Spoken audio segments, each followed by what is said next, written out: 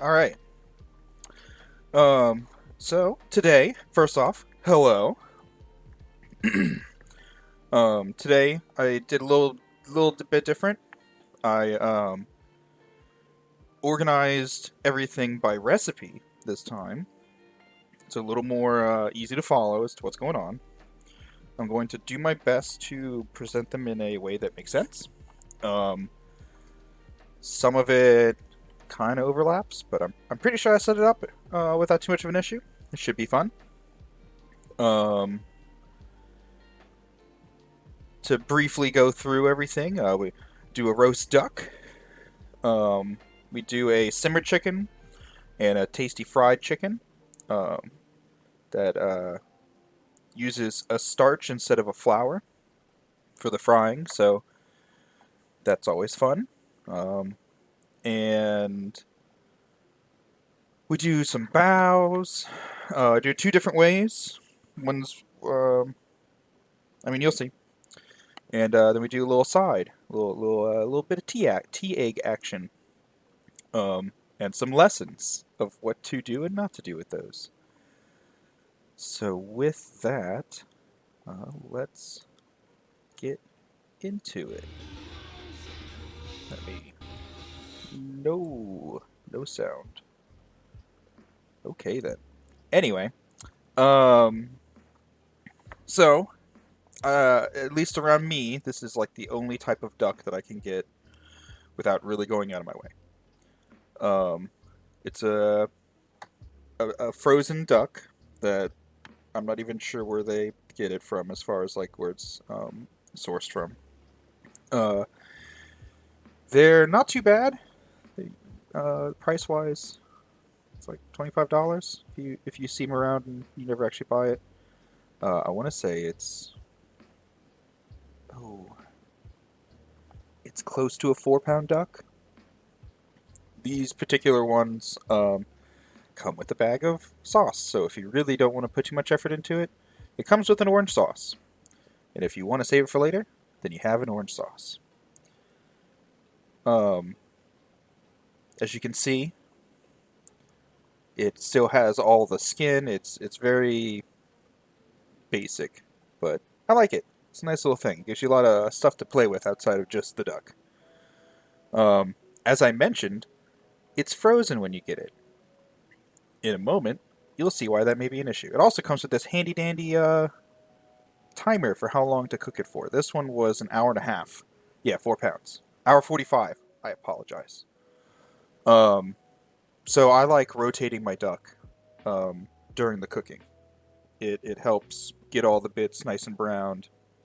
So I'll break it up and always finish with the breast side up because I like. Oh, whenever I break it down, I'll do the breast and slice it, and then that with the crispy skin, if that's what you're doing, is very tasty. Um, it is a fun poultry to cook if you've never done duck, because of the way that the muscles are used. Duck is actually all dark meat, even the breast muscles because they're used for flying. Ooh, excuse me, is dark meat. So that's always a fun thing. As someone who likes dark meat much more than white meat, as like a general thing. So whenever you do this, though, because it's frozen, you need to be mindful of how long it takes to thaw. I had this in running water for I think 2 hours, but I was also defrosting some chicken with it, so I ended up not doing it as well as I had hoped. So I had to put it back in to some running water for a bit. I want to say I let it go for about an hour. So once it's all defrosted, my go-to recipe is you put honey on the duck, you put five spice on the honey, you put it in the oven, and then as it's cooking, you take it out and add an apple cider. This particular apple cider is, um, I guess, middle of the road. It's definitely not sweet. It's not like a tart. Um, it's when you think of an apple cider, it tastes like apples, and it has like a kind of a pinch to it. There's nothing really like notable about it, and that's what I wanted. I didn't want something that was very sour or very sweet. You know, the honey's already there. I don't really need it. You got to make sure you check the cavity because they put all the good bits in there. Every once in a while, you may actually find a sauce packet in there too, which is always a fun adventure if you don't notice that in time. I think they used to put the sauce packet into there, and then they changed it because I remember the first time I did this, I was in the middle of seasoning it. I went to go get to the cavity and found some plastic. So just always be careful if you're ever dealing with a whole bird. They like to utilize that extra space in there. So, whenever you cook duck, especially if you're rotating it, you want to make sure that the dish that you're using, if you're doing it for the first time, can actually fit your duck. Because, you know, if you put it in there a certain way and it fits, but then you just kind of go, oh, okay, cool. But you need to rotate it later. If it can't accommodate it, then it's a little awkward. So just a mindful reminder, or however you want to word that, of just kind of, you know, if it's your first time, make sure you grab the correct pan. It does have all of the neck skin and fat and the bit right there around the thighs that you do need to remove. You don't have to remove it, but because I'm going to be using the pan drippings later, there's already going to be enough fat on it. So removing the excess skin and that fat is very helpful to do it right off the bat. That little tail bit does have some meat in it, but I guess I'll call that the snacking portions later. So you can cut it off if you want, but I mean, you might as well cook it up and eat it. Instead of trussing, I like doing this with my wings. You fold it back on itself. 1 second, sorry. Sorry about that. And it helps it keep it in place, and at the very least, it's closer to the body, so it doesn't burn as fast. Because it does still get a little toasty, but because it's up against everything else, it's a little bit better as far as even cooking.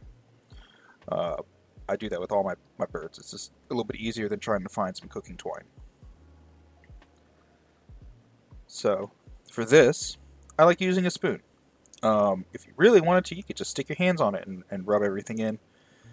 I didn't really feel like doing that because I had to touch a camera every once in a while. But it's viable.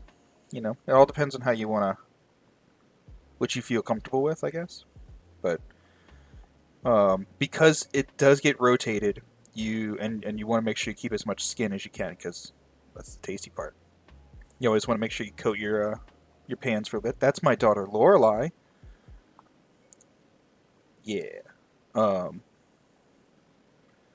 And at this point in time, I had family home, so I got to cook around my kid for a little bit, which usually doesn't happen. I usually don't have family home when I'm cooking, just because she does like being in the kitchen, and you know, nice.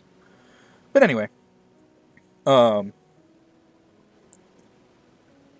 so it's very basic. You can be liberal with the honey. I would kind of encourage it, just because it's, I mean, it's a huge bird, and honey's delicious. I like honey. You kind of want to make sure you put it on everything instead of trying to spread it right off the bat, because the duck's always a little moist. the the honey doesn't really like sticking right off the bat, so it kind of slides around. So it helps to kind of do an initial spread. And then with the 5-spice, it is, I mean, I just go liberally. It goes all over that thing. I use quite a bit. I go through 5-spice very often, through very quickly. That's the word.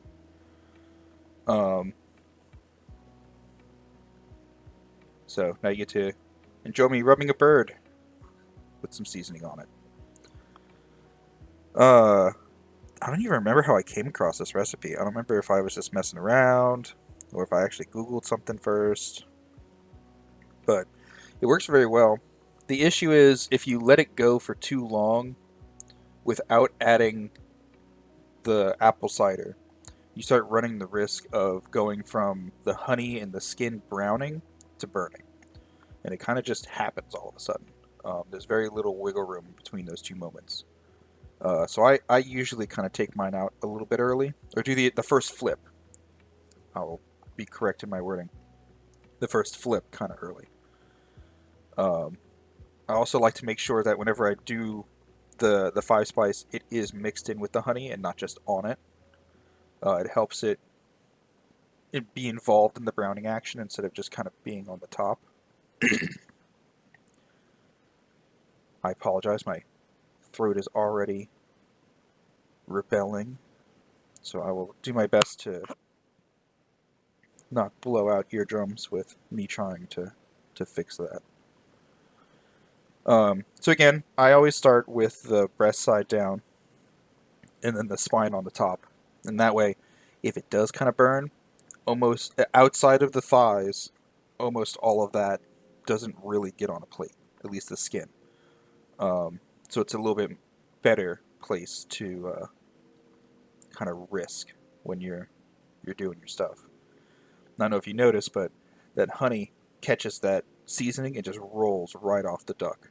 So it's also a little thing to kind of have keep in mind if you ever do this, to do the honey first. Because otherwise you're just going to put honey directly in your pan. And every time you burn honey, because we're using the pan drippings, that flavor sticks with it the whole time. So it's not really the best thing to do.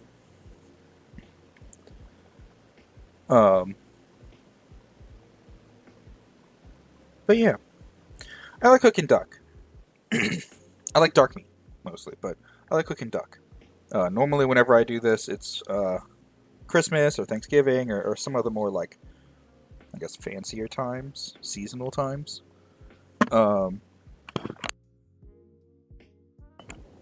It's our fancy place.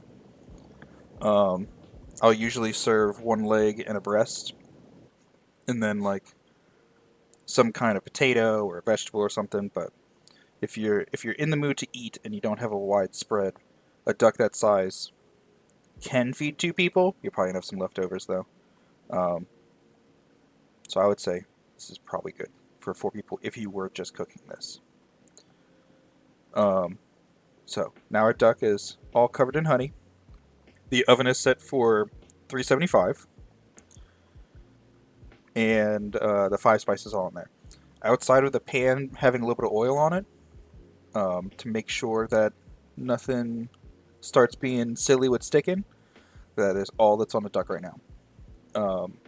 I cooked this in 1, 2, 3 stages, I believe. I guess we'll double check in a moment, but the first one I went in for half an hour, and just let it go like this. And then after that, I flipped the duck, added some of the apple cider, and then put it back in for 45 more minutes. And then, I put a little bit. I apologize, I forgot doing that. So that helps the honey not immediately burn. It still dries out, it still gets a little crispy, but because the fat is also going to render off the duck, it doesn't like completely get bad. So that is something that I'm thinking about, I remember doing over the last couple of years that has helped. So the first one, 30 minutes. And that's 30 minutes, not seconds, as I just messed up there. There you go, 30 minutes. And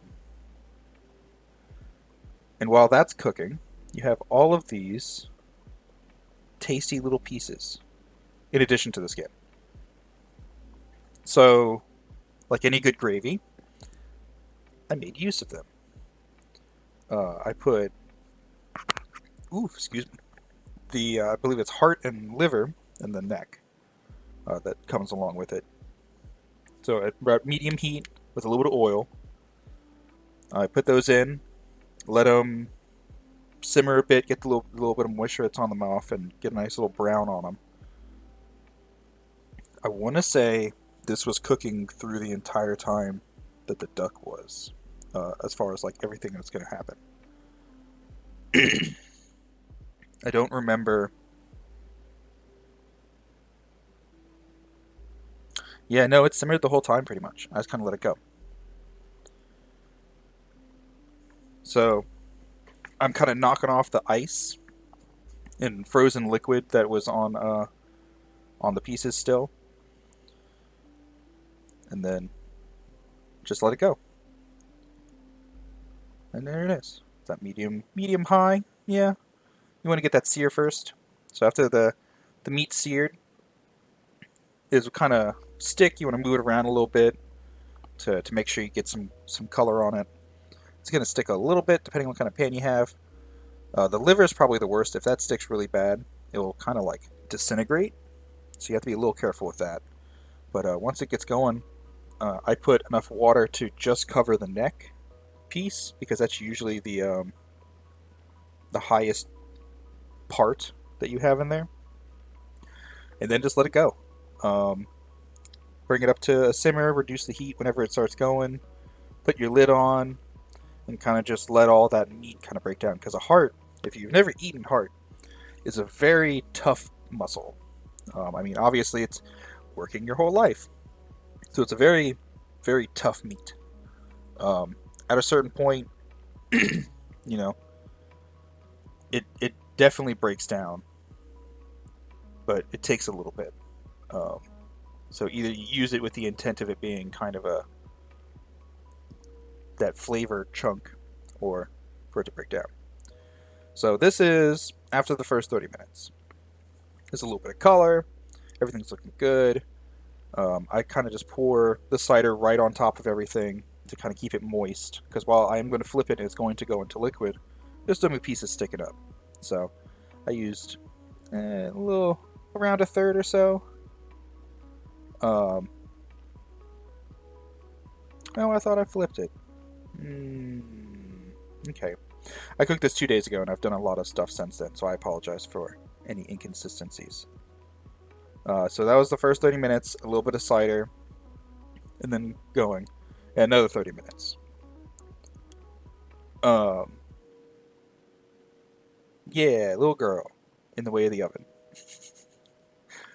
If you ever have to steer a child, by the way, because they have that not wanting to fall habit, um, you can kind of lightly push their head and they'll kind of just walk the way you lightly push. I don't know if anyone's going to have that issue. Normally, if you have that issue, you already know that, but it's one of those things. Oh, I remember now. When I opened it, the duck didn't have the coloring that I wanted. Yeah, I remember this now. So, flip the duck.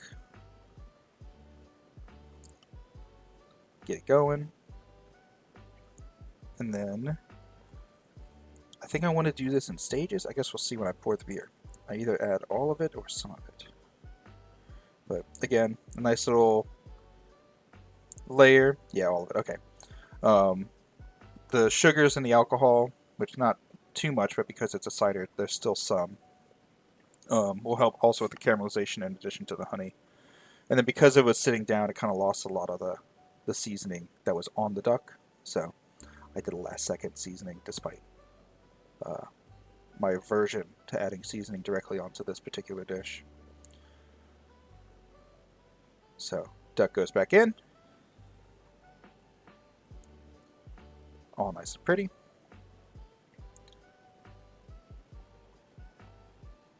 Let's see. Come on, show it right. There we go. So another half an hour. Hooray!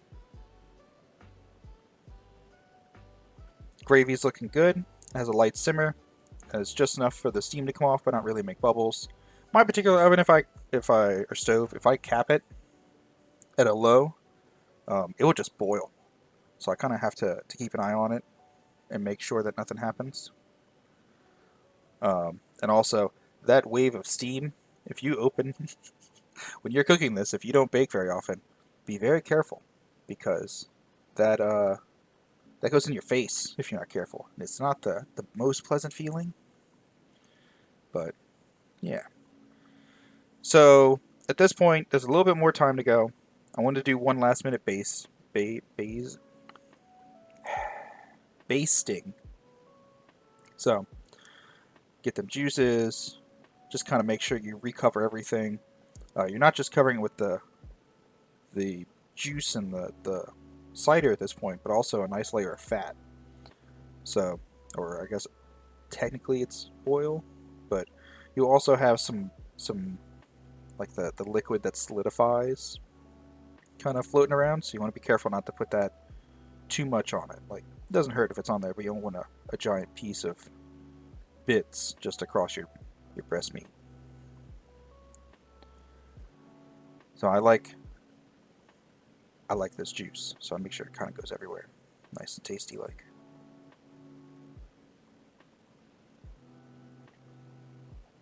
Okay. And my kid knows no fear, because we make sure that she doesn't hurt herself too often. But she likes trying to reach into the oven. And I wanted to make sure she didn't fall into the oven. So anyway, duck's been basted, all nice and pretty. Going back in. And the last half hour. Last half hour? No. So it's been going for... Okay, so I cooked it for 2 hours. I did it for 15 minutes more than the recommended time, but it was a little bit over the 4 pounds. So that's probably what happened. I need to start taking notes when I cook so I can remember instead of trying to guess as I'm showing it again. So, the patented bending over with a GoPro shot. And there's the duck. Nice and tasty. Yeah. So, I forgot I did this. At this point, I tried to take the duck out from the juice and let it cool separate. And then that way, any of the skin that I do want to keep has a chance to kind of stay crispy. Because it's definitely some good skin on it right now. And then the other thing is you need to get all of the fat off of that juice. So if you have one of the good gravy pours that kind of has the spout attached to the bottom, you can pour and all the fat will stay to the top and you just pour off of it, then you're in luck, because I don't have one of those. I really need to get one because they're very nice. But otherwise, it's the old putting a spoon into a cup and slowly taking everything out method. But yeah, I like duck. So I think I just put it into, yeah, I have one of those big wide coffee cups. That's also kind of like a soup cup. I have several, but that's my usual go-to when it comes to this kind of stuff. And then I have a nice deep spoon that whenever I have to do this, I usually go for it, honestly.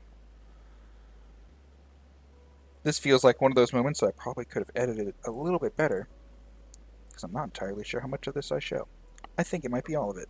But as you can see, there's a good bit of fat on top of this. Duck has a lot of fat. It's one of the reasons why I like it. It's very flavorful. It keeps the meat very, very moist. It protects the meat if you don't want the skin. If you bake it at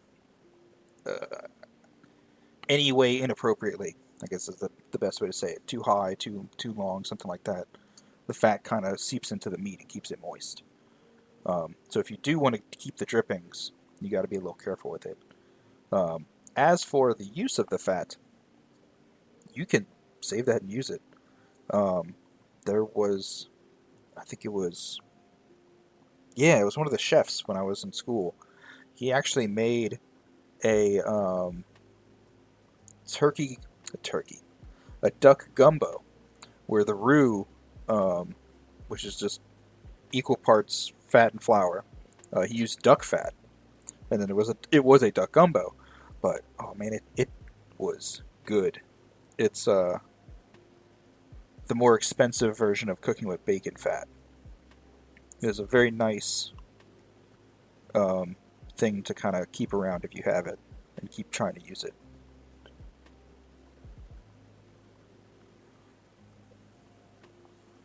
Ooh, sorry.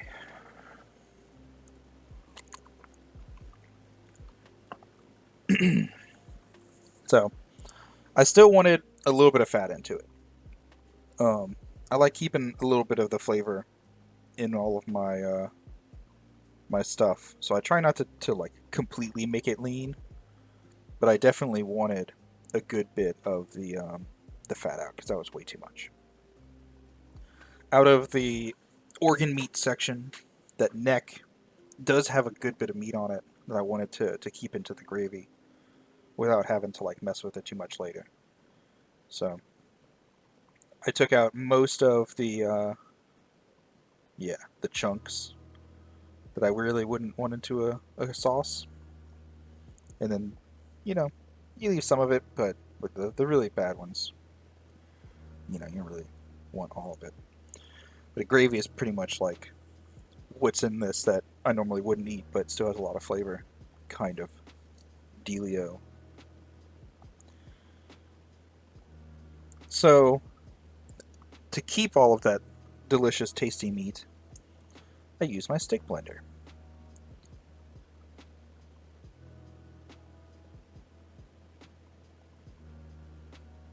There we go. I love this thing. I use it a lot more than I thought I did once I started like remembering about it. But it's a very enjoyable tool that has many more uses than I thought it would once I really started like thinking about stuff. The difference between like a chunky sauce and a smooth sauce. Sometimes you just want that nice smooth gravy. But yeah, just blend in all the meat.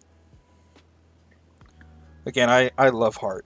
Um, I've only had a couple like times when I've had it outside of doing something like this. There was one restaurant. I don't remember exactly why we had so many. Maybe it's got whole ducks and all kind of built up. Not ducks, chicken. Um, but you can like grill heart. You have to marinate it first, but like grilled heart is very tasty. I mean, it's just a meat. Um, but once that's blended up, just kind of bring the heat back up and let it simmer some more, and then wait for the duck to cool because it's not fun to try to break down a hot animal. It's quite painful. Yeah. So wait a minute. So after everything has cooled a little bit, if you've never done this before, the meat after cooking it for 2 hours in some water will come right off the neck. You kind of just scoop in between the vertebra, and there's a little bit of meat there that builds up. It's, I mean, I don't like wasting anything. I'll be honest. At the end of this, all the bones and everything, I made sure there was no meat. I couldn't do it on camera because I was chewing on it, but I made sure that none of the meat on this animal went to waste. Um, whoa, excuse me, that caught me off guard. I apologize. Um, it kind of came out of nowhere. Let's lean forward. Um, but it's a solid like mouthful of meat that's on a neck, and it makes it great. If you don't use it for gravy, just using the bones and the neck for like a stock is very nice.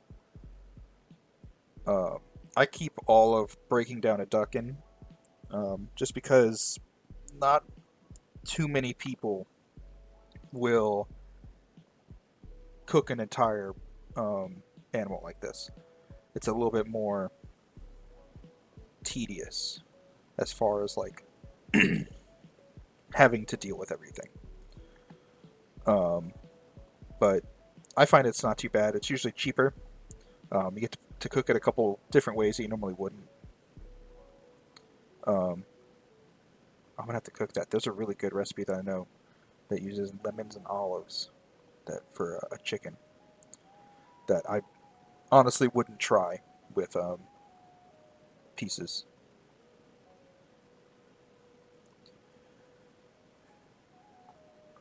But I haven't cooked whole duck or whole poultry in quite a while.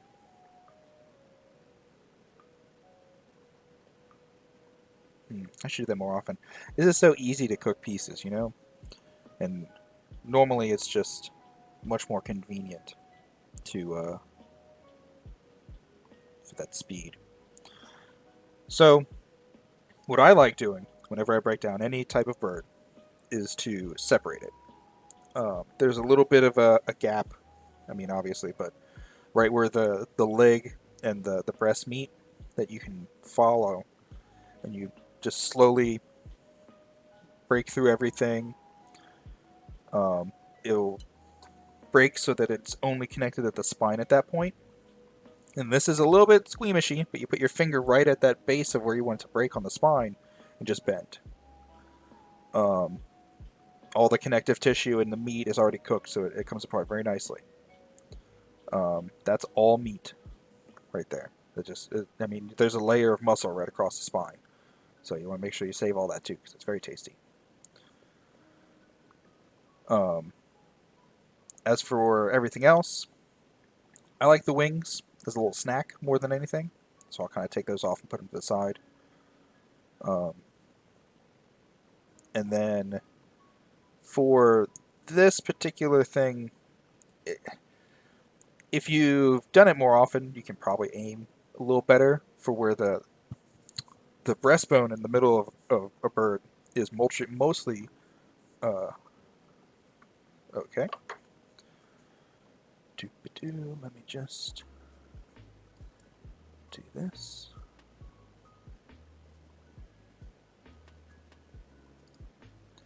Well, this is fun. Anyway, um, so I particularly for this particular bird, just because it's a little bit easier, because I like getting in there and getting all the meat. I usually just cut it in half. Um, it, it's just a little bit easier. You can kind of see what's going on there because it's cartilage.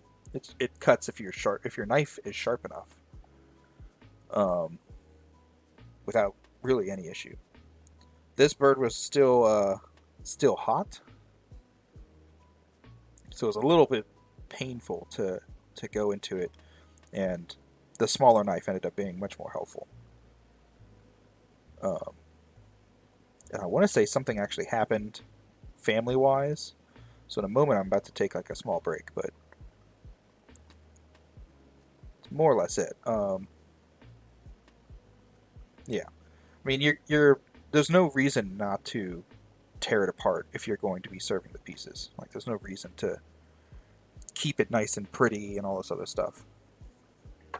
Um, no, can I ban this now? No, okay, whatever. Um,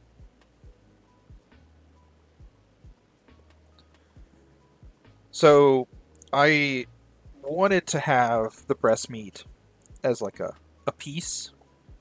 So the wing muscle kind of, you can feel where it um, is a different, like where the change happens between the muscles. Yeah, right here I had to take a little break. Um, so get in there.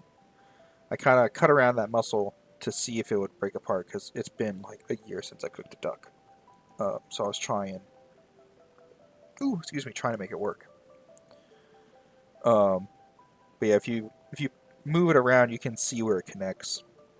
And again, because it's cooked for so long, the connective cartilage around the joint um, is a little bit softer. So if you just go nice and slow with the blade, you can kind of see where everything connects and slowly take it apart that way. Um, and he is, nice and slow. If you have a sharp blade, it goes a little bit faster. You have to be careful because if it's too sharp, you'll actually just cut right through some of the cartilage instead of like removing it. Um, Now, I'm not saying use a dull knife. I'm just saying be mindful. Put your finger over the meat and see if there's any hard pieces that are kind of causing a problem around there. The same thing when you're going on that breastbone. Oh yeah, the wishbone, the fun piece. That's probably the hardest part to cut through whenever you're using this. You can remove it beforehand, but it's kind of a pain. I just usually cut it in half. You can kind of push the meat aside and just follow the bone with your fingers, and then use a blade to kind of like scrape off a little bit and get the more difficult parts. But once you see where the cartilage is, and you can kind of separate it relatively easily, and then just use your blade as more of a scraper, and you can get the breast off quite easy that way. Take a quick hydration break.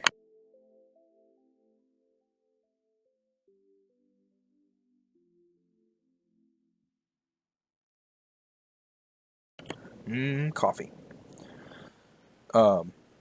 Just go nice and slow, Just kind of see where it connects, slowly break it apart, and then right there I had a bit of the cartilage still that it's hard to see, but if you touch it, there's an obvious difference in the way that it touches. It feels. Words. And then you just get it.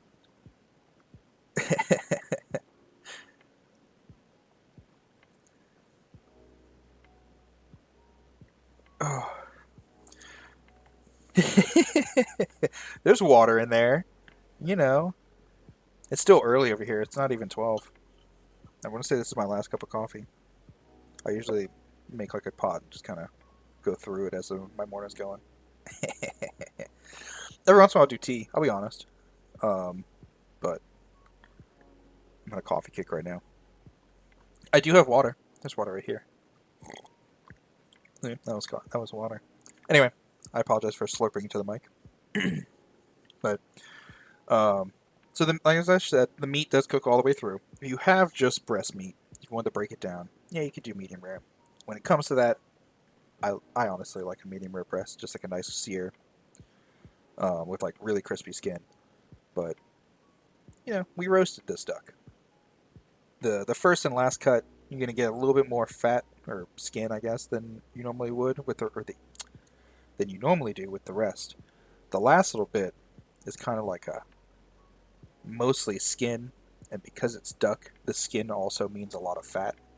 So you kind of have to trim that a little silly, and it's a good way to make sure everything tastes good, and it does. Uh, Again, around the meat, yeah, I'm checking on my bits, making sure that that's actually not usable. With a lot of this, you don't even really need a knife. You can kind of just pull, especially if you're going to shred it anyway. Like towards the end of this, I just chop it. When I do my leg meat, I go to town on it, just rip it off, and then after, I think I do it off camera, I just run my knife through it. This was made with the intent to either be eaten with rice or in some type of bao. That's what I made. So I needed a nice filling. Oof, my throat. This is like a pure exercise doing this kind of stuff. Um, so again, every little piece that you take right off a bone, especially around a joint, you want to make sure doesn't have any silliness on it, any cartilage, any bone, um, tendon, anything you don't really want to eat. Um, but past that, you just kind of have to go through it. And I think this is going to be one of those things I'm going to start jumping through. So I basically do the same. Oh, well, yes. So around the spine, there's also meat. Again, you just kind of move your fingers around and push it all off. And this kind of goes. So let's start time jumping. Get all the little pieces, cut where you need it, do flavor checks. This is the other breast. Get off the cartilage, get going. Do nice little cuts, get the scrapies, tear it off the bone, and slice. Wings, I kind of just put those into the container. The leg portion, well, yeah, just kind of comes off. Um, so this is a fun little thing, again, of breaking. I guess it's more dislocating than breaking, but I know many people who are squeamish about this. But you put your thumb where the joint is, and you bend. You just pivot, and it pops right out. You just follow the bone and the along the edge. There's a little spot. Um, it's I mean right where the hip is, called an oyster, right there, where I kind of dip the knife in. That right there is probably the most tender piece of any type of bird. Um, you want to make sure you get that. Flip it over. Just right there is kind of like a bit of a connective tissue more than meat. You just cut that off, and then follow where you cut on the other side, and pop it right out. And then you just do the exact same thing on the other side. Follow along, pop it out, get the meat from any oyster that you missed, because sometimes it gets in there. And then just do scrapies. Personally, I like cutting around the knee. It just makes it a little bit easier to get all the meat off. But you know, to each their own. You're basically at this point manhandling these, and or woman handling, or them handling. I don't really know what the way to word that is. You're being aggressive um, and tearing it apart. And that's pretty much it. Um, whoa, my mouse is being silly. Use your knife when you have to, but pretty much you're just shredding it. Oh, go back a bit. So, my gravy, I just kind of threw all that neck meat in there. So, I wanted to make sure that it was blended in like the rest of the stuff, the bits. So, that's pretty much what I did. Reblend it. Um, as for thickening, I'm always. Let me rephrase that. I'm a big fan of using a thickener over cooking it down and getting it thick that way. Also, this particular seasoning doesn't really have any salt, so that sauce is going to go over most everything. So, let's season that. Makes it a little bit easier instead of having to deal with all the shredded meat everywhere. So I like cornstarch once again. So you have to be careful with this. It will make silly dumplings if you do it improperly. But you're basically just mixing cornstarch with cold water, which I will eventually get to. Um, I don't like using those bags, so I like saving one of the hard containers. Um, it just kind of it's easier to use later when I'm using it as a batter covering for when I'm frying to pour out of the hard container. So you can make extra of this. You kind of get a feel for it when you start using it a lot. But you just put some cornstarch in a small cup or something, cold water, run your fingers through. I think I've said this like twice now. Um, you want to not use too much. When it cools, it does thicken more. Personally, I have what's more of like a jam than this gravy. I did put a little too much in there.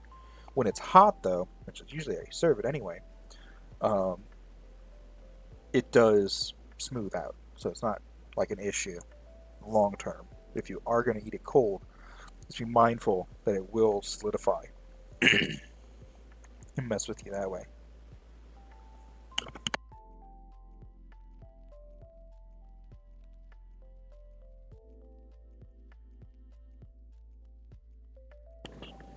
I misplaced my spoon.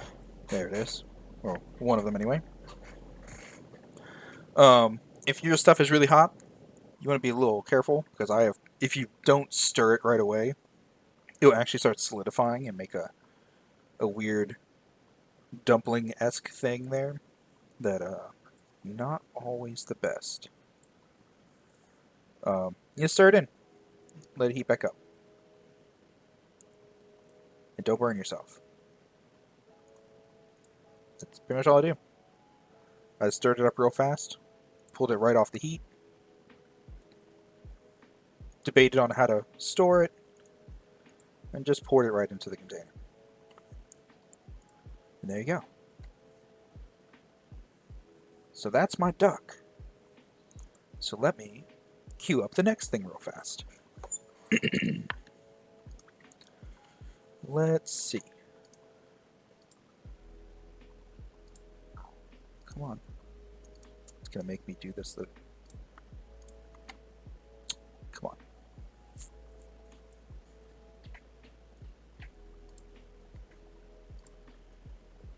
Let's do this. Yeah. Whoop. My computer does this thing sometimes. If I open up a video file, it will just make my entire screen black for a while. I'm not entirely sure why, but it does it.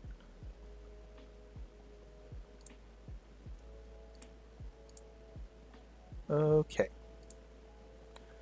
And back to the cooking. All right. So, yeah. With this, I have 6 pounds of chicken. So I use thighs. You can totally use breasts. For one of the marinades, I was using soy sauce and sriracha. That's my go-to. The other, I wasn't really sure what I wanted to use. I didn't really have any, so I just kind of pulled some stuff out. I end up not really using that. I I kind of just did one of those things where you pull out the tasty things that you think you might enjoy and put it all in there. So I'm gonna be honest with you. We're gonna go on an adventure and remember what I did to it together. You want to cut it to about the kind of size that you would want to pick up and eat. I particularly think of, if I didn't say it already, this is Karaage. It is I believe, more Japanese fried chicken where they fry in starch. So it's very finger food-esque, and you want to kind of size it with that in mind. This marinated for about 24 hours. You don't really need to go that far, but I like going that far. I use about a 50-50 blend of soy and sriracha. It is a nice heat. It's very salty. It doesn't really need a sauce at the end, but you can always put a sauce on it. And it is, whenever I cook Karaage, which I cook about once every 3 months, this is one of the flavors. It's my go-to. It is so tasty. And then for mixing, I just do that. You just bend it over, hold where it would break, and give it a good stir. And hope that your camera is showing everything properly. Get your air out, and then lay it flat. I did this relatively late in the evening, so it went through the night, and then in the morning I flipped it, and then about midday I end up cooking it. So you want to make sure you flip it at least once. But yeah. So I have some rice vinegar, there's some sake. One of those is like a noodle base for Asian noodles. There's the sauce you put on yakisoba in there, and some mirin. So I think I put, and some soy. I don't remember it distinctly if I put too much of anything else in there. But you want to be careful with adding acid for long marinades.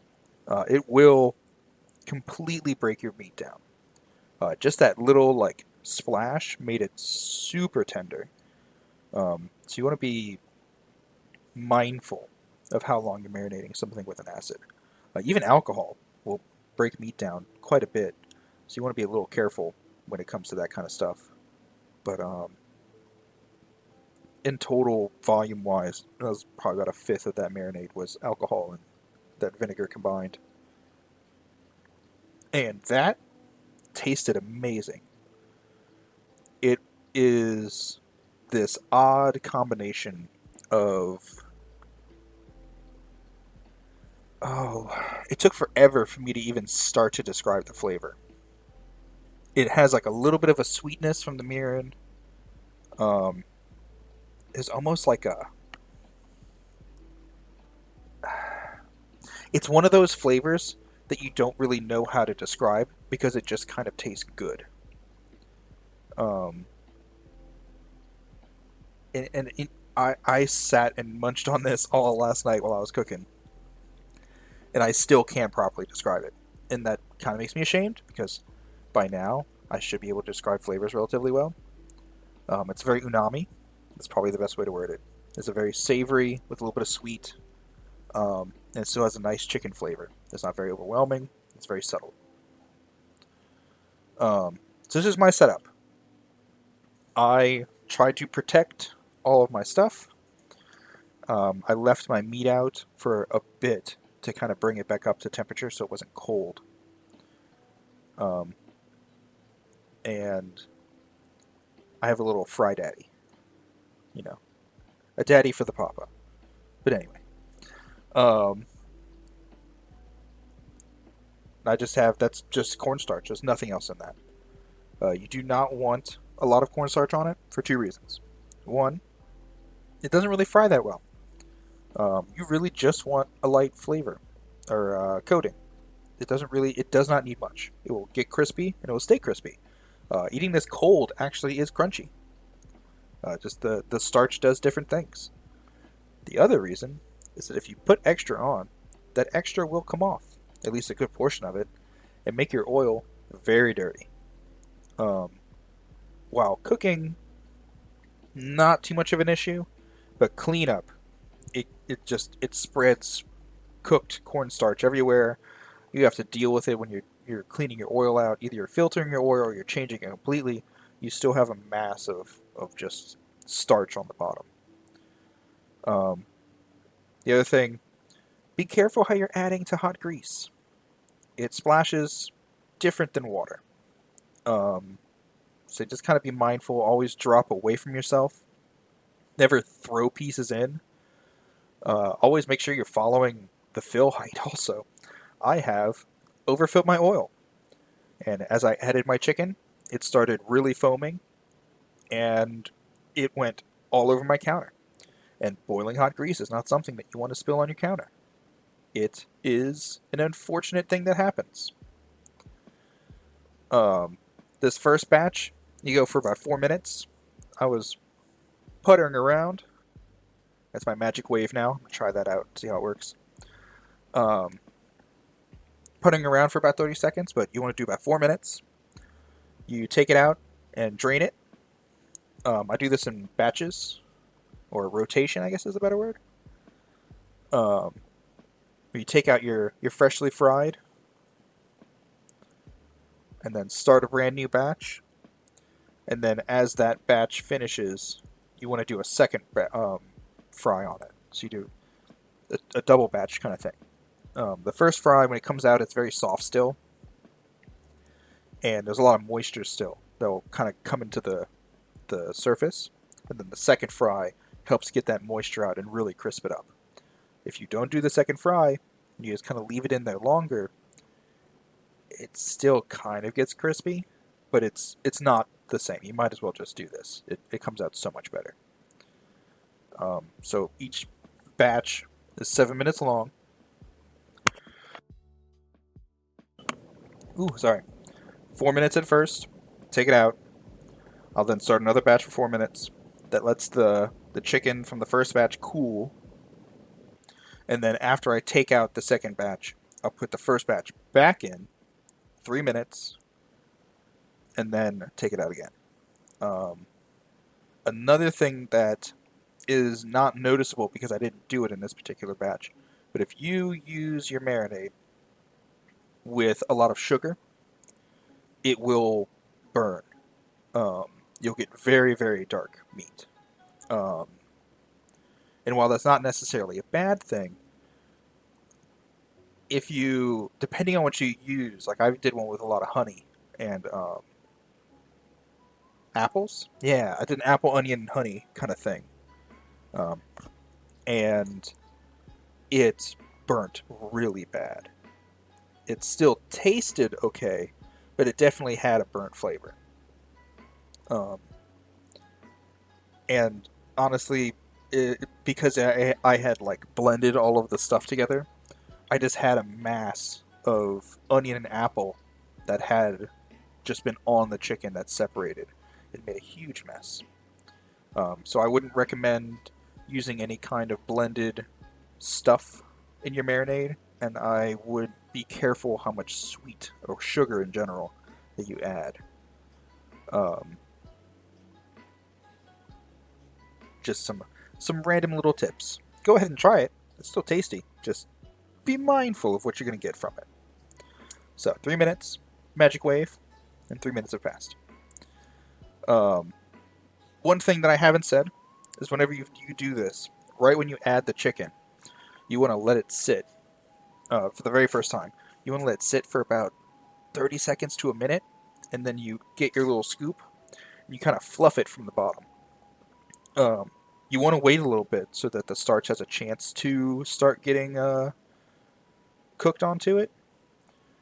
But if you don't do that, there's a chance that the pieces will have come into contact, and you'll just have these spots where they didn't cook. And it's just awkward. So I always recommend giving it a little bit of a fluff after. And then after it comes out the second time, you just do an initial bit, and it's nice and crunchy and hot. And then you have paper towels that you kind of have to deal with. You can reuse them to a degree, but for the most part, they kind of add up. And then Karaage. That's the first batch, and then that's the soy sriracha that I just touched right there. And with that, that is the tasty, tasty Karaage. And I'm going to set up the second one now. Let's see. Alright, I'm going to do this one. Nope, not that. This. Okay, pause.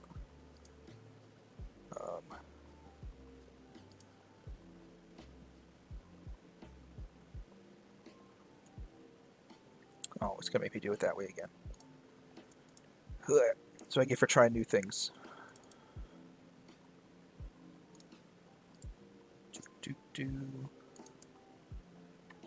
And then these.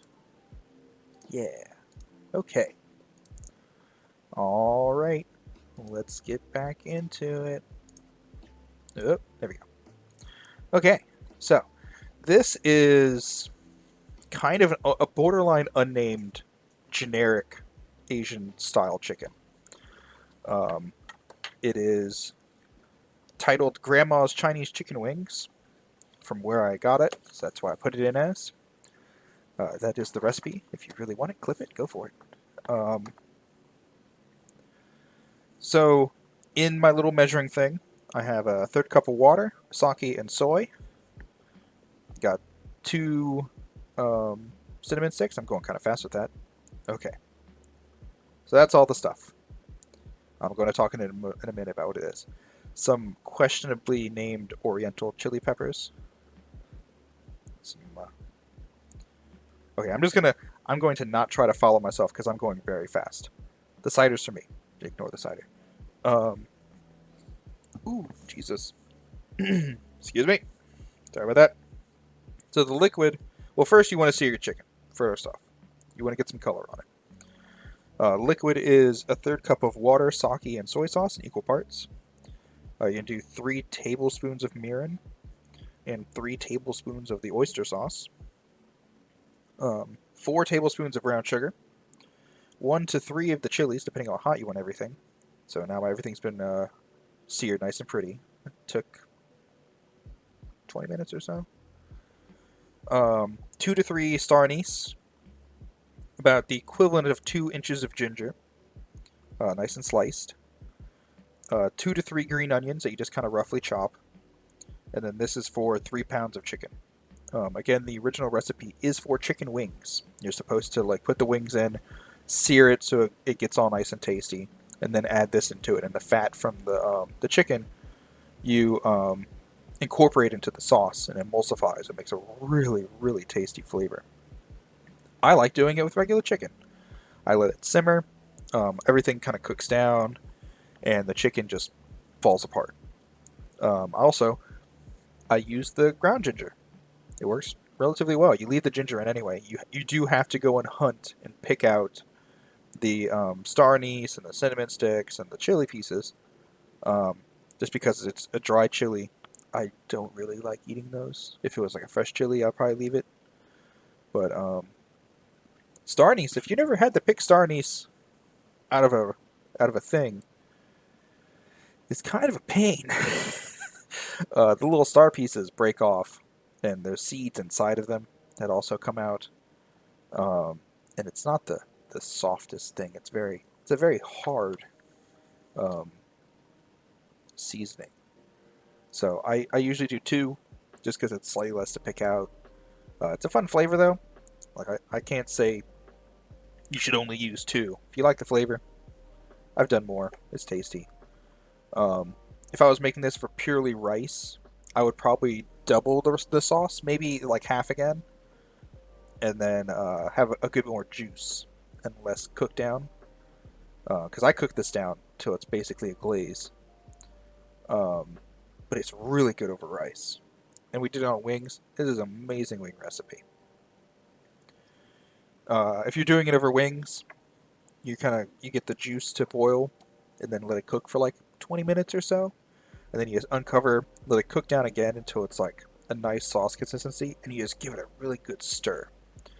And then sesame seeds and some more green onions, and then you're set. For this, pretty much the same kind of mindset, except at a certain point, you want to break your chicken up. Like, yeah, you can. I guess it's dealer's choice at that point. I suppose you can either leave it nice and chunky. You can break it up until it's shredded. I like shredded. Again, I was also using this for a filling, so that's what I did. This cooked. I want to say it was closer to half an hour than 45 minutes, but it was definitely a little bit more than half an hour. But yeah, always check your notes whenever you make a decision about timing and heat. So that's low heat, nice and covered, and there you go. So I did my 20-minute check. This is about how it looks after 20 minutes. Um, Basically, whenever you want it to start reducing, you uncover. I wanted it to simmer a bit more. So I put the cover back on it, despite not showing it, and let it cook down a bit. Um, when it's how you want it, you uncover it. Again, I like breaking up my chicken. And then the adventure begins of finding all of the things that you put in there that you don't want to actually eat. About halfway through this process, I remembered I was recording and I shouldn't. So bear with me for a moment. But cinnamon sticks are always the easiest. They kind of unfurl and break apart. So be a little careful. It is wood. It's not the tastiest thing. Lighting helps when you're recording. Um, and then my star anise basically exploded. It broke into all the tiny little pieces. Um, it doesn't take that long to take everything out, but this is a single batch. If you double it, or even triple it, because, I mean, it's tasty, why not? It does get a little bit more difficult when it comes down to it. Um, but it's not too bad. There we go. So, nothing but chicken. We have this obscene amount of green onions. Just throw in a nice little handful. Boom. And then off camera, I remembered I had sesame seeds, and I added some sesame seeds to them because Sesame seeds are both tasty and healthy. Um, I I've always kind of over seasoned with sesame seeds, um, if anything, because I'm not really the most healthy eater. So if I find an ingredient that tastes good and I like using, might as well go a little heavy on it. Tastes good and I like using and is healthy. Sorry, the third part. Um, I wanted to try to do this as a filling relatively soon, so I just kind of put it to the side, let it cool. And I waited until the very end of everything to stop. There we go. Yeah. Okay. We are almost done, for the record. There's only 2 more things.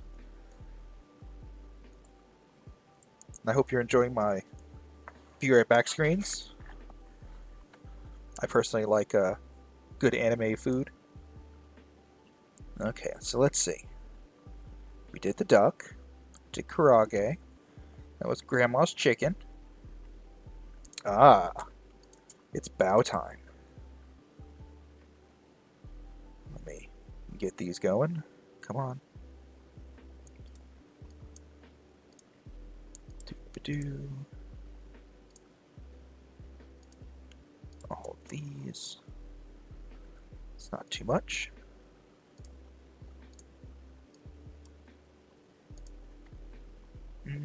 Okay. So, here we go with some bao. Hello, everyone. Always that little wave.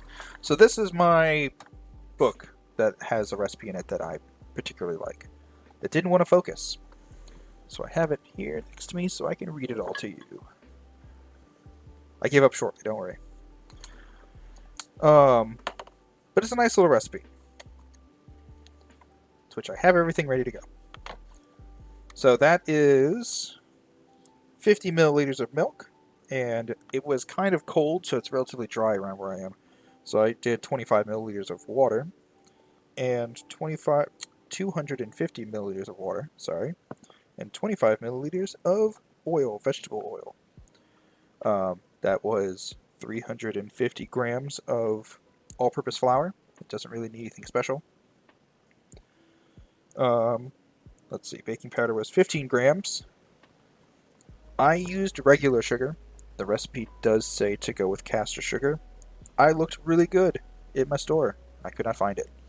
It came out pretty good without using it. But eventually, 40 grams of sugar will go in. The equivalent of 1 packet of dried yeast, which is either 7 grams or a quarter ounce of dry yeast, and then a half teaspoon of salt. So, that's my dough. You can watch me finish making it. It went really smooth. I didn't really have any issues making it. I literally just dumped everything in and let it go, and it came out. When everything gets going, you let it rest for an hour in an oiled bowl. An hour to an hour and a half. I ended up going about an hour and 15. Like I said, it was very cold in my house. So it ended up taking a little bit longer. If you're in a rush, you can put it into like an oven. You can boil a pot of water and put it in the oven with it, and then that humidity and the heat will get your yeast going a lot faster. But you have to be mindful that it is going to go faster. So you kind of have to watch what's going on. And also, the inside will be a different temperature because of the way heat flows. So it's not really like a big thing, but it is something to keep in mind whenever you're working with it. I like using this particular yeast. That's my go-to. I don't really know. Yeah, for whatever reason, all of a sudden my scale didn't want to work. And I know that is way more than 1 gram. So I ended up getting a... Yeah. So I ended up just going and getting a little ramekin to remeasure everything.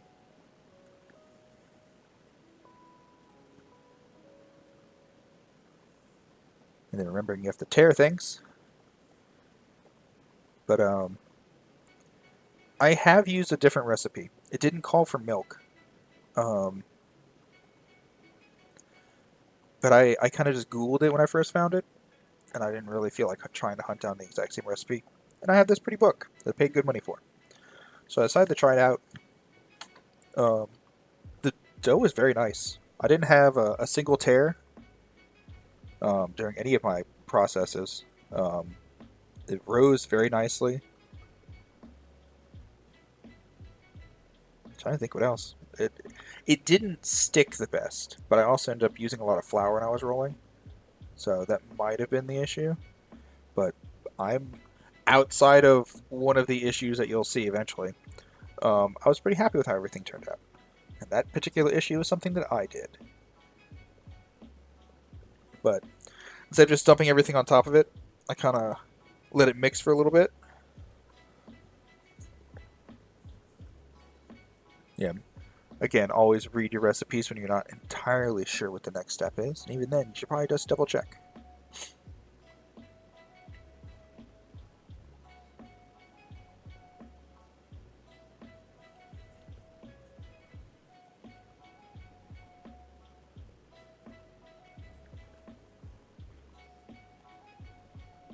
Oh, ow. Sorry. Stretching. It was painful. Um, so again, just wet into dry. I thought about doing in batches, or I started to do it in batches. I worded it that way, but really, I don't remember the exact moment, but like at a certain point, you just kind of want to get it done. It was kind of late.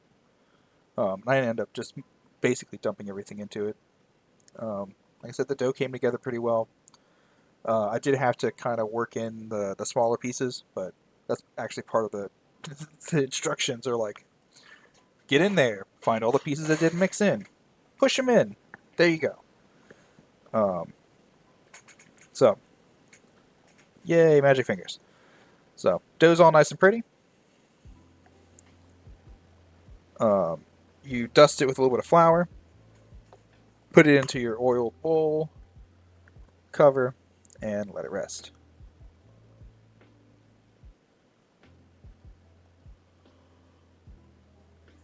Instead of going out of my way and dirtying another bowl, nice. Put it right into the main one. Because why not?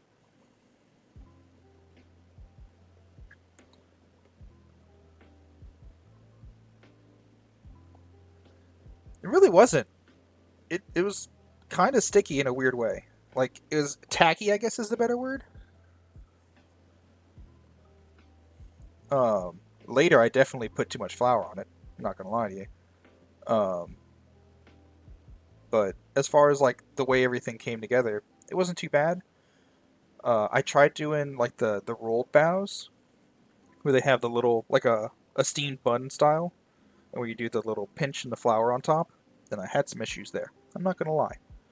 But it was more like the surface and the way that I timed everything. It was out on the counter a little too long, so it dried. The surface it dried, but once you like broke the initial surface and kind of worked it together and got like a good twist, it stuck.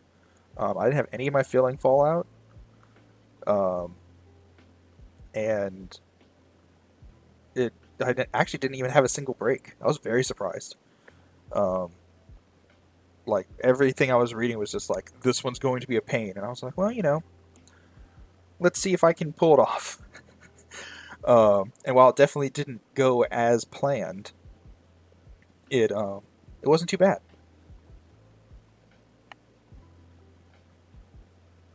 But I wanted to do two different types, so I did what's the word?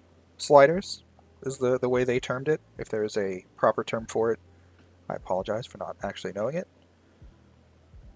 Um, I probably could have done with a lot less flour on my board, but retrospect, learn from me messing up.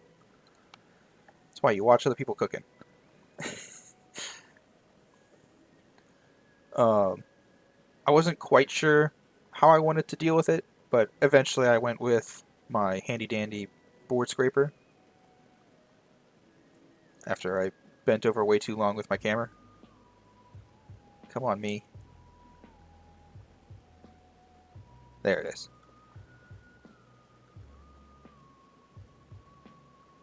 So that's probably one of my favorite things to work with. It's surprisingly useful and surprisingly sharp for what it is. And I was once again reminded. Yeah. Well, I'm glad you're joining me, man. Or lady, person, human. Fellow human. Um, I was once again reminded the difficulties in trying to properly cut even pieces of a very, very uneven general shape. And I failed miserably. Um, these kind of came out all kind of sizes. In the end, it worked because my wife wanted 4 and I got 3. And I had 4 different fillings. But, you know, whatever. Like I said, at the end, it cooked. It rose nice. Sure, there were different sizes, but because the thickness was about the same, everything cooked more or less evenly. And everything's done and prepped. So, no harm, no foul, I suppose. I was trying to shape these, but again, the surface was a little too dry. You can, if you look hard enough, which now that I'm doing it, it's a little more difficult. You can see where the surface is compared to the inside. But I kind of more just smushed it so that that surface was the edge, and just did my best to make even little, well, even little flats. It's probably about an eighth of an inch, 2 or 3 millimeters. Uh, Relatively thin. They fluff up very nicely. I used a sesame oil. Add a little flavor, puts a little separation, so when you're cooking, it doesn't immediately stick, and it helps when you're filling it later. But it's pretty much the process. This is my first time using the pre-made um, what's it called, circles for the steamer. Um, they weren't too bad. I normally would put them on like sheets of parchment paper and then put them in individually. It's a little bit easier to work with. Personally, now that I've worked with both, it was just a little bit easier as far as like time wise, instead of going and cutting paper to size and all this kind of stuff. Um, but it works. So right off the bat, these particular things, you cook the bread by itself. For this particular um, style, it's more of a bun. I do make the rounded ones um, with the filling already in them after this. Yeah, I mean, it's kind of a little out of shape, but you just kind of spread them out a little bit so that there's enough room for them to proof a little bit, because they do get fluffier. They get about 3 times bigger, more or less, maybe a little bit less. Um, but as far as everything, I probably went a little bit thinner than it says. They said like, oh, roll it out to like a 1/4 inch and then do all this. But I find it proofs up quite a bit. Um, so I didn't really need it. The last time I did this, I tried to follow the recipe and left them kind of thick, and they got a little excessive.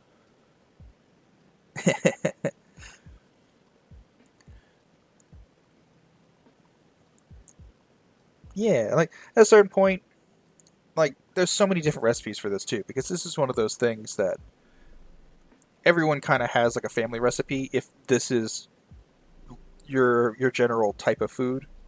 I'm in the U.S. This is more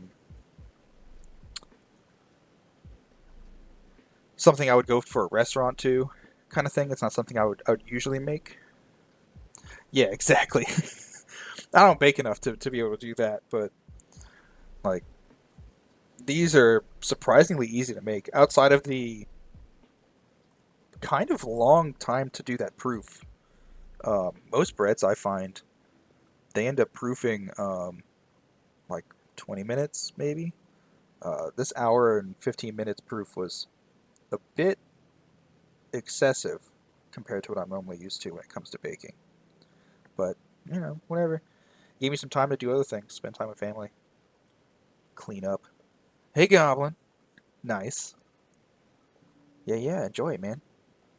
Um, there's this and then one other bit. I'm not going to say we're near the end at all, but as far as working our way through it, we have gone through a couple of different things. If you wanted to, previously we did a roasted duck, um, from opening up the bag to all the way to breaking down the duck. I did edit that a little bit better, so it's not too bad. Um, did a traditional Asian flavored chicken, because I don't really, there's no official title for it, so it's kind of like grandma's chicken wing recipe. And then a nice batch of karaage, which is fried chicken with starch instead of flour. Stays nice and crispy for the seasonings, which is all kind of just right there in the back, ready to go. So, you never use that particular type of steamer, you need to have a wok for it. Oh, right. It then rests for 15 minutes. This rests for so long. I was not expecting it to be as long as it was. So I decided to use that time to do the filled bows. Ooh, excuse me, get some water real fast.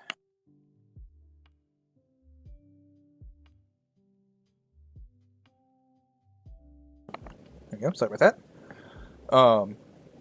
So this is how I should have portioned it out. Made a nice little even tube.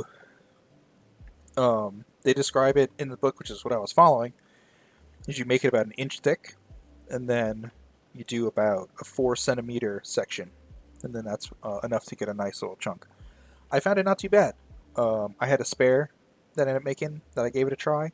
It's about 3 bites if you go a little more chill with it. Um, so I would recommend about that. If you're going more main dish as opposed to just like a part of a meal, you can definitely make it bigger. You want to be careful with your steamer because those definitely have like a certain height before it starts hitting on it. Um, but past that, this was a nice size. Little backstretch. So you start by kind of making it more of a ball than not. Um, Again, my outer surface of this was a little bit drier than I wanted it to be, so they don't really do it as well as they should. But whatever. Again, it worked at the end. It tastes delicious. If I say so myself, which I am, because I did. Um, that particular thing was a little bit less than half of the dough. It made 14 bows. Technically, one of them was short, and I kind of just put a BS filler in it. I think I shoved a karaage in it and steamed it.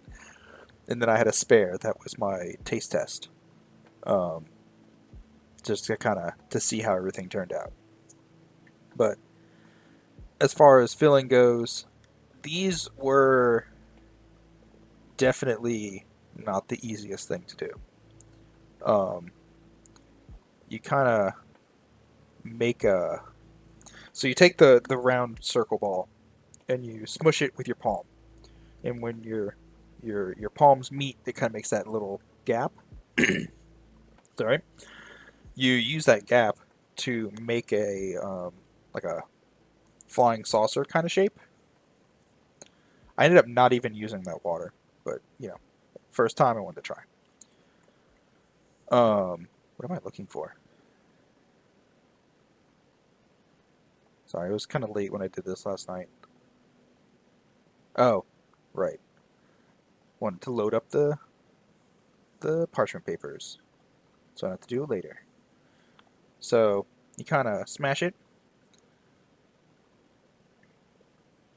and the middle part it will be thicker than the outer part. And once you kind of get that initial bit, you just go around the edge, make kind of like a little hat where the middle part is thicker, and it will help not break when you're actually doing the stuffing and you're rolling it together.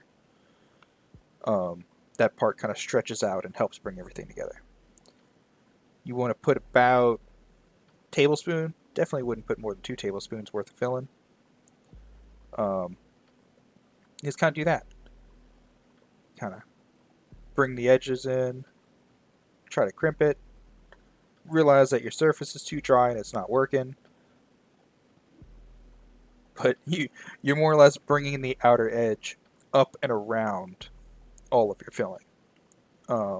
Once you kind of have everything together, you grab it all, give it a pinch and a twist, and then set it with that twisty part side down. And then you just do that a couple more times. Magic hands. Bam, look at that, they're all done. So that one is the chicken, and that's this duck. The duck I mixed in with a bit of the gravy that I made, and just enough to kind of make it light, and put green onions on all of them. The slider buns, if you will, are all proofed after 15 minutes. I have my boiling water, and I just put it on top. The time you're about to see is a lie. These cooked for 12 minutes. My pan was way too hot. This was one of the lessons. I had it on high, and you want that steam, and you definitely get the steam, but because you're getting steam, you're losing water. So this particular one came out without too much of an issue. It only had the rest for 15 minutes. After the 12 minutes were done, the little rounds proof actually for half an hour. So they still had some time. So as you can see, they puff up. It's very, very hot. The bamboo actually gets a lot of moisture in it and is quite painful to touch if you're not careful. Because it's steam, you can burn yourself amazingly fast with it. Yeah, see, I almost ran out of water. So you have to be very careful. But steam, you can burn yourself so much hotter. Like water, no matter what. If water is liquid, it can only get to boiling. There are definitely exceptions, I guess. But as far as like the circumstances that involve superheated water, you're not going to really find in your kitchen very often, if at all. But once it goes above that temperature, it's officially steam. It's water vapor. So water vapor can be monstrously hotter than just regular water. So be very careful. I've gotten some very bad steam burns. The buns, they are hot, but the surface is like a what's the texture like? It's this weird kind of thing that you wouldn't normally come across. I want to say it's waxy, but it's definitely solid. Like there's a layer almost, is how it feels. Texture wise, once you get into it, it's a very soft and fluffy dough. I very much enjoy those buns. They're very, very flavorful. And then since the bamboo is still nice and warm, I decided to use that for proofing. And this is a lesson. Don't do that. My floors are relatively clean. And also, I'm eating this. And I'm not about to throw that away. So, because I have dogs, there's still going to be dog hair no matter what. I could be like 30 feet from my house and still fighting dog hair. But just be mindful. Don't be a dummy. And be careful of how you move stuff around. This is definitely the better way that I should have done. And then there you go. So again, these proof for 30 minutes once you're done rolling them and filling them and everything. So I just put a cap on it, put a timer, made sure everything was off, and then came back. The 30 minutes are up. They didn't really proof too much. I didn't notice proofing on the other one, but it recommended letting it rest, so, hey, I did. Put it on there. I let it cook for 12 minutes again. Yeah, 12 minutes. About. They were so vague with the time. It was like 7 to 15 minutes, so I said 12. This is the second lesson. I mentioned it previously, but you're losing water as you're doing this. You want to make sure there's enough water. You do not want to heat your wok up on high and then open it up and realize that everything is dry. The wok is not ruined. I have checked it, but it definitely wasn't a fun moment opening it up and realizing that I had messed up something like that. But just put a little water on it, not let it sit there super hot. Our water is very hard, so that's just all the shenanigans that's constantly being consumed by me at this location, because God forbid we filter water properly in the system. But they came out nice. They puffed up very nice. The surface was definitely a little bit more moist than the slider buns, but if I had so desired, those are ready to eat. However, we were going to do something more fun with them than that, which I'll get to eventually, after I'm done burning myself. But, got my pan. Here's lesson number 2. That burner was on high. It's still on high. Put about 2 tablespoons of oil, and we're going to sear those bows. The lesson here is to not blindly follow a recipe, but to kind of be mindful of what you're actually doing. We'll see in a little bit what the result of doing that is, after I show all of this, apparently. So that last little one is the one that is just a piece of Karaage. It came out really good, I'm not going to lie. So you can totally just put fried chicken into these and steam them up. And it's not like the crispiest thing, but definitely tastes good. I wouldn't say no if someone told me that's what the filling was. So my oil now has had a chance to heat up. Way too hot. The way that you will do this, yeah, way too hot. So even though I turned it down, that oil is still way too hot. What am I doing? Oh, again, check your recipe when you're not entirely 100% sure what you have to do. So what you do, now that I know, you put it with the twisty side down. You basically coat it with oil and immediately flip it so that that is then up. And then your whole bow kind of just has oil on it.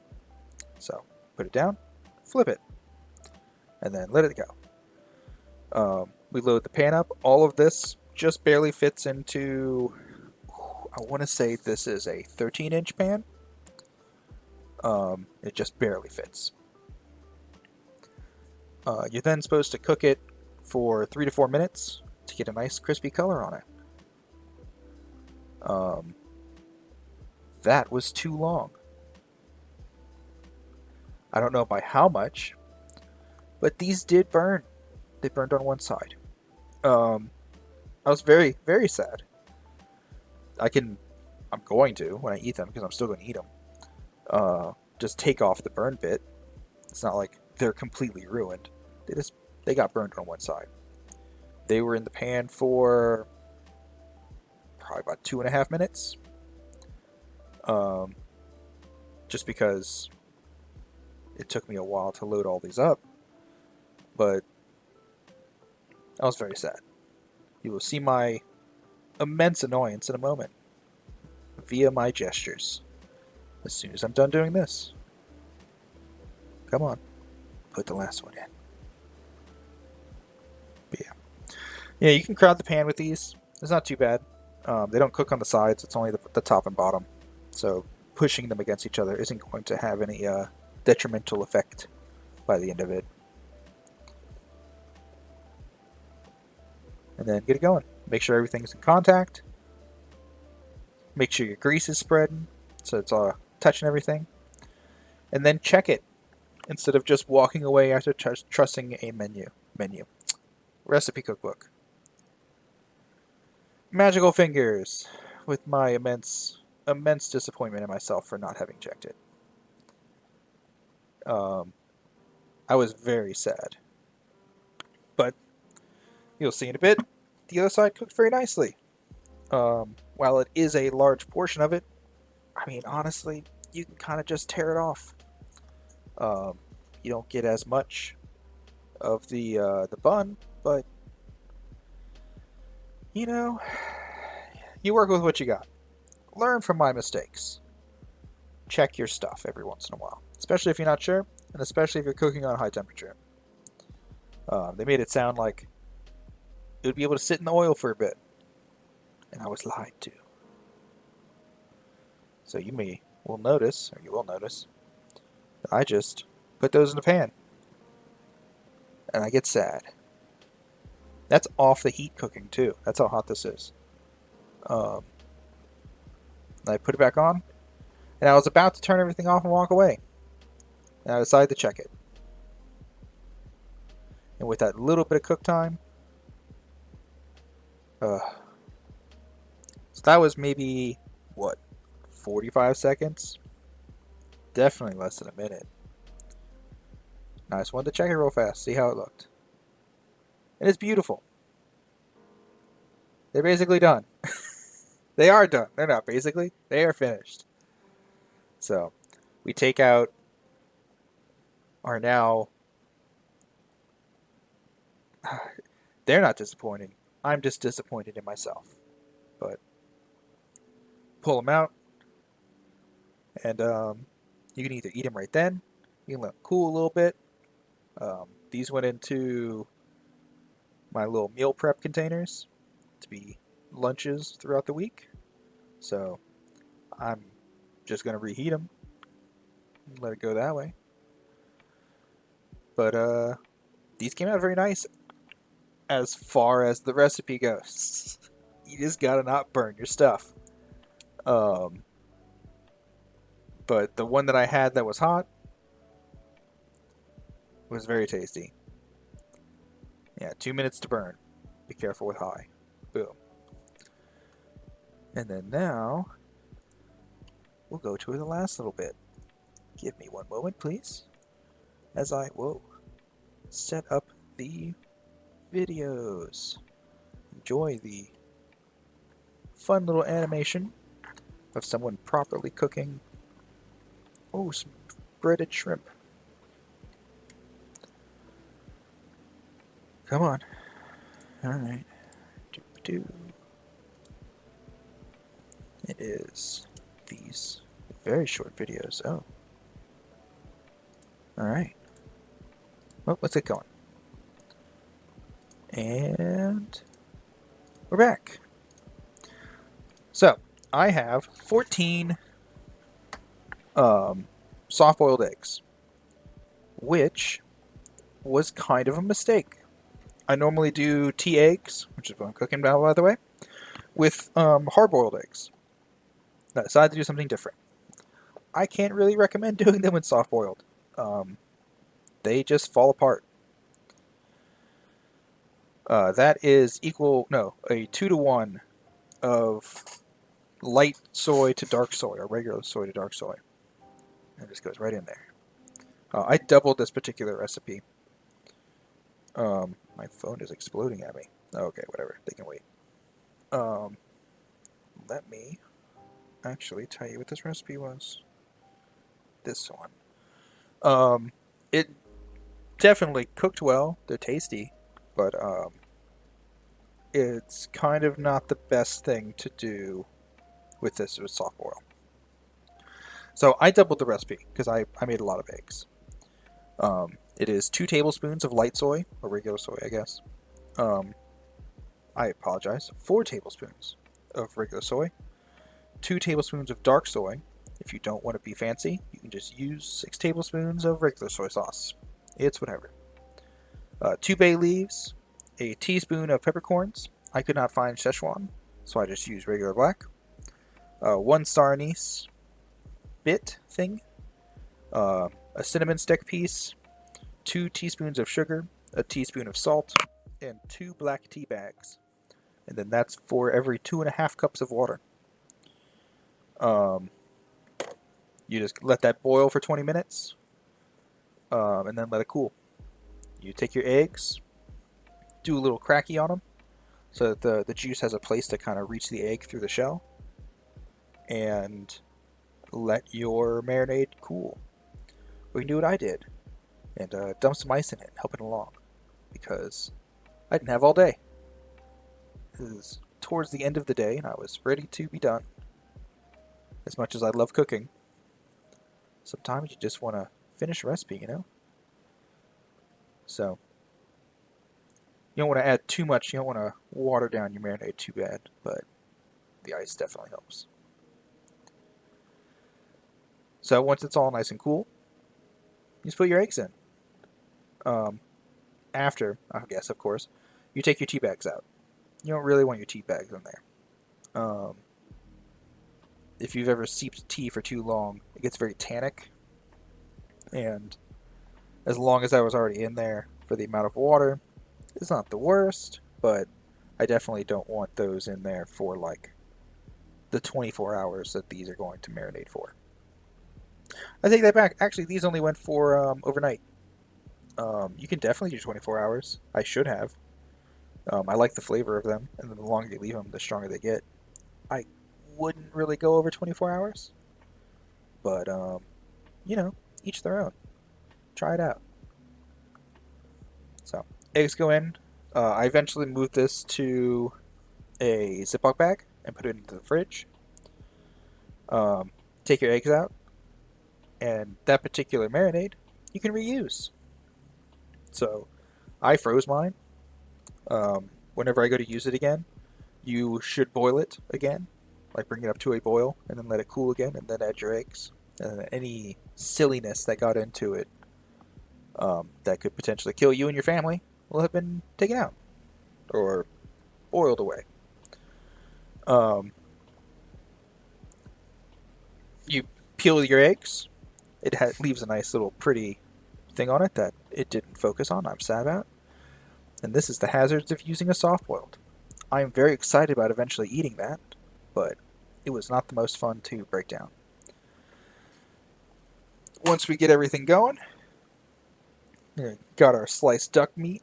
That is the Karaage. Made a spicy mayo, mayonnaise and sriracha, a little bit of lemon juice, and a touch of paprika.